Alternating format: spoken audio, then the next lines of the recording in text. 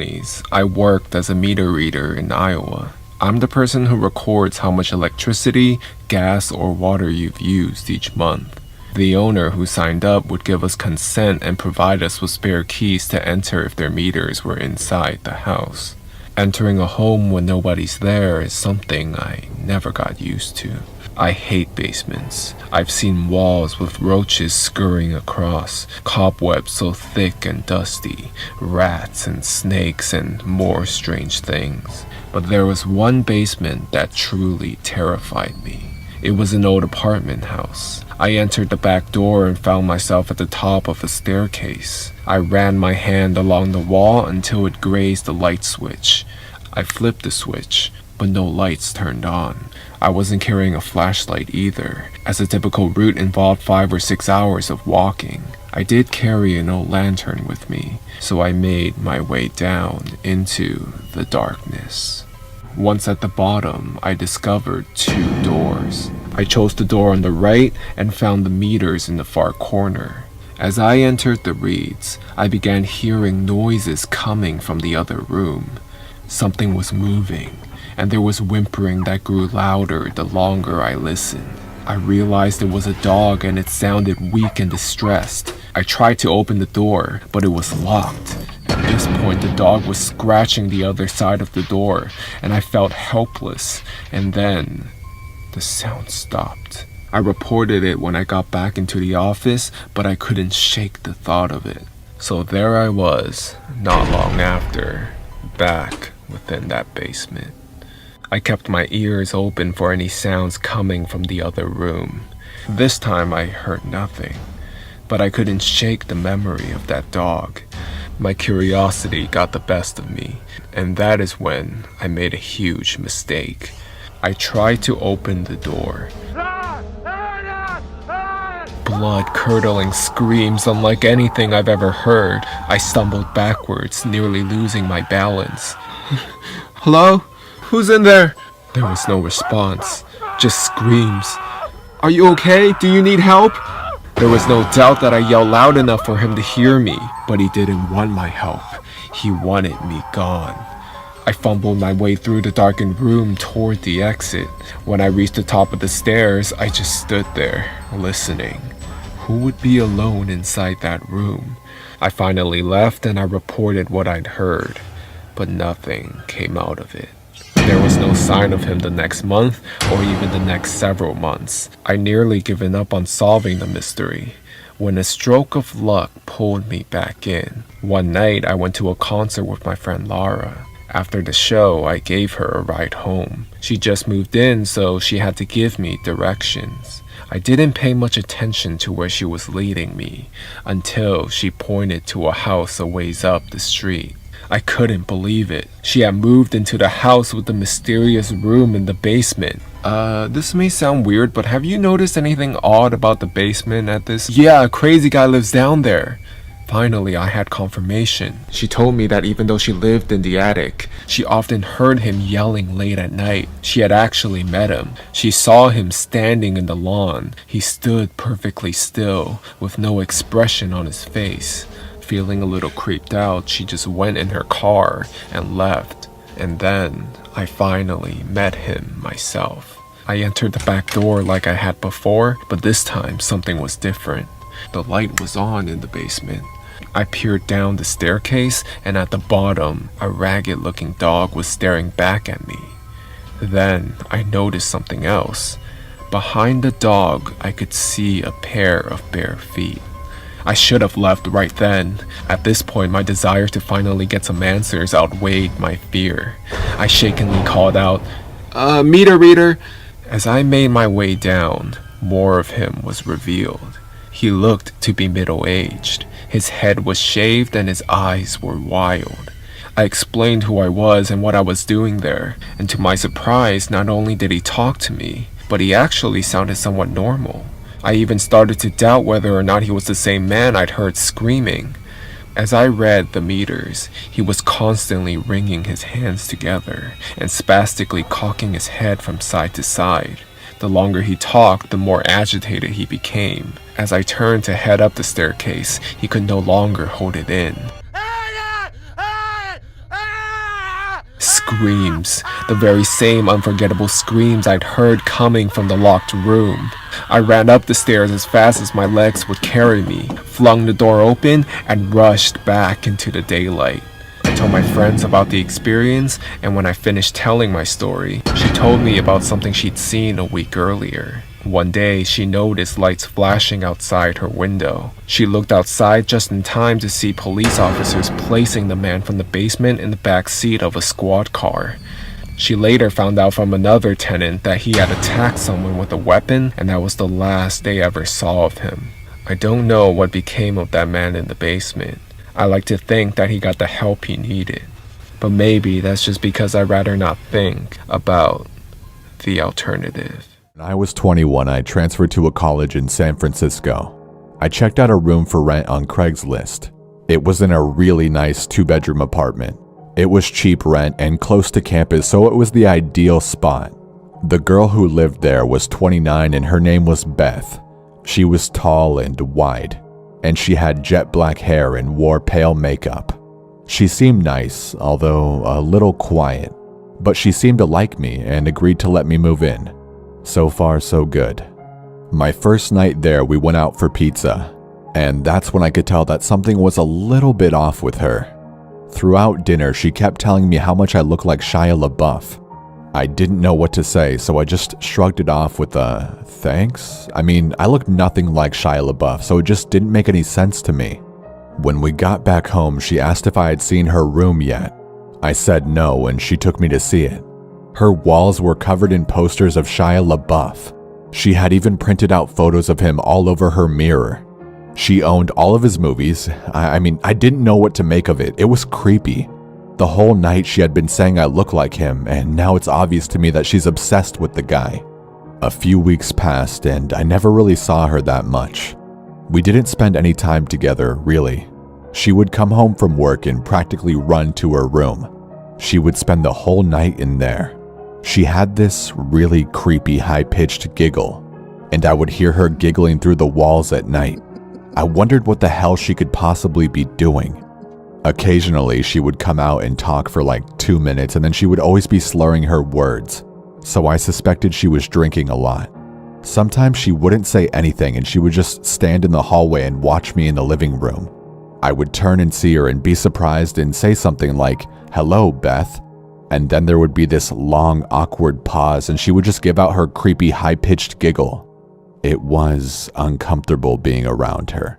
She gave me the chills. One night, I woke up at around 2 a.m. because I heard what sounded like the front door being unlocked. I came out of my bedroom and all the lights were off, but I could still see Beth standing at the front door. She had her face against it, and she was turning the lock back and forth over and over again. And every time she turned the bolt, she mumbled my name. Max. Max. Max. Seeing her standing in the dark and mumbling my name really freaked me out.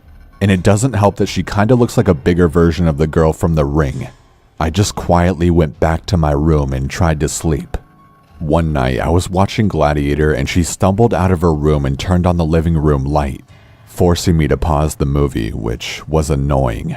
She then asked me if I wanted to hear about her ex-boyfriend. It was an uneasy segue into the topic, but I just said sure and then awkwardly sat back to listen to her. 10 minutes into her story and she was extremely riled up. She was screaming at the top of her lungs about their breakup. I was worried that the neighbors were going to call the cops, and she wasn't listening to me when I was asking her to lower the volume. Amidst all of her screaming, one thing she said really freaked me out. She was in such a fit and she yelled that she'll slit his fucking throat. That was a big game changer. Suddenly, I had no idea what this girl was capable of. I mean, she was practically a stranger, and everything I had seen was becoming alarmingly disturbing. After a few more minutes, she told me thanks for listening and started doing her giggle. I got out of there pretty fast and went to my room to go to sleep. I had a pretty unsettling feeling about being in the house with her. And what's worse is that there was no lock on my bedroom door. I pushed the edge of my dresser in front of it to act as like a little barricade. I woke up in the middle of the night to the sound of my dresser scraping against the floor.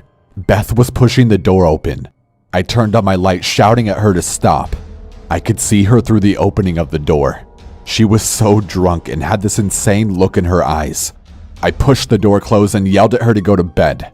I could hear her walk back to her room, but I couldn't fall back asleep.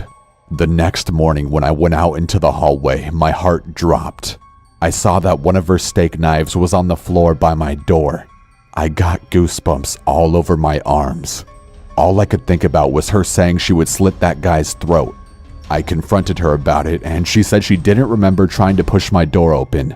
She said she didn't even remember telling me about her ex. I had enough. My lease was month to month, so I found a new spot and moved out. About a month after I moved out, she contacted me. I was at the movies and my phone was off. When I got out, I turned my phone on. And to my shock, I received 40 plus text messages that she had sent me over the past 2 hours. They were all just insane texts that ranged from everything between, "Hi, how are you?" to "I fucking hate you." It was insane. I didn't respond, and I never heard from her again. I always wonder, if I hadn't set my dresser in front of my door, would she have quietly crept into my room and slit my throat? It freaks me out.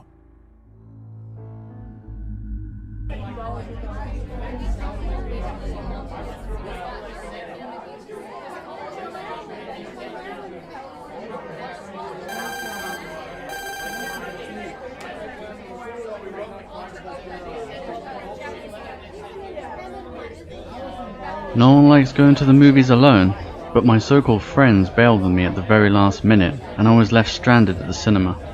Since I had already been waiting for almost an hour at the movie theatre, I decided to go see a movie anyway. The turnout wasn't all that great. Gorgon's Ghost? What kind of title was that for a movie? But it was either this or Twilight, so I thought I would give it a chance. About halfway through the movie, I noticed something strange in the corner of my eye. While everyone was looking forward at the screen, someone was looking in the opposite direction. I glanced behind me, but I couldn't see anything of interest. Then I realized this person was looking back at me. At first I thought it was just some kid, but as I looked closer, I realized that it was an older man. His eyes were wide open and I could see a faint smile appearing on his face. I was freaked out by the fact that someone had paid just to sit there and stare back at a random stranger. I found it almost impossible to ignore him staring at me like that, so I pulled out my phone and pretended to send some text messages. At least the strong glare from the screen of my phone made it easier to ignore him. Eventually I ran out of things to do with my phone, and I checked to see if the guy was still staring at me. Fortunately, it appeared that whoever it was had run out of patience and continued watching the movie. I let out an instant sigh of relief and tried my best to enjoy the rest of the movie. But it wasn't long before a sudden movement to the far left of the cinema caused me to turn and look, only to realize that the same creep that was staring at me before had moved to the other end of the row where I was seated. I could feel the hairs on the back of my neck as I looked directly forward again to try to avoid giving any further attention. As I cautiously scanned for the nearest exit to my right, I felt a strange vibration.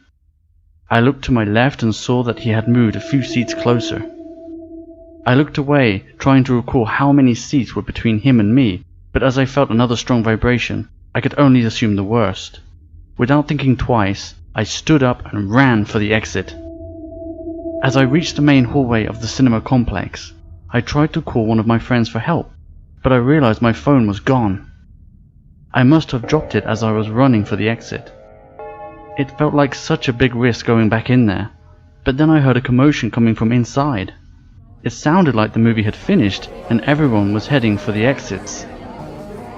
I decided to wait for everyone to vacate the cinema before heading back inside to get my phone, so I patiently waited as everyone poured into the hallway. I quickly snuck back inside and I was relieved to see that all the seats were empty, and there was no sign of that strange creep from earlier. Now I just needed to find my phone and be on my way. I couldn't see much against the dark floor and poor lighting, but I was optimistic when I suddenly heard my phone ring. I looked around frantically to find it, but it sounded like it was coming from the other end of the cinema.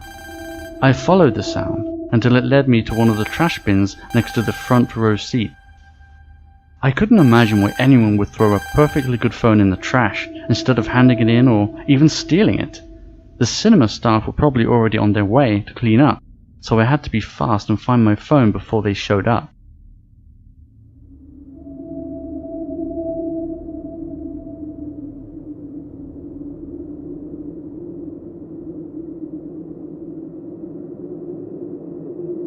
After rummaging through the trash, I finally found my phone, but I almost wish I hadn't when I realized it was covered in blood. Suddenly, it all made sense. What kind of disturbed person would hide my phone far from all the exits after everyone had left? When I realized I had walked into a trap, I instantly looked behind me and saw him almost grabbing me. I dropped everything and just ran out of the theater, this time without even stopping.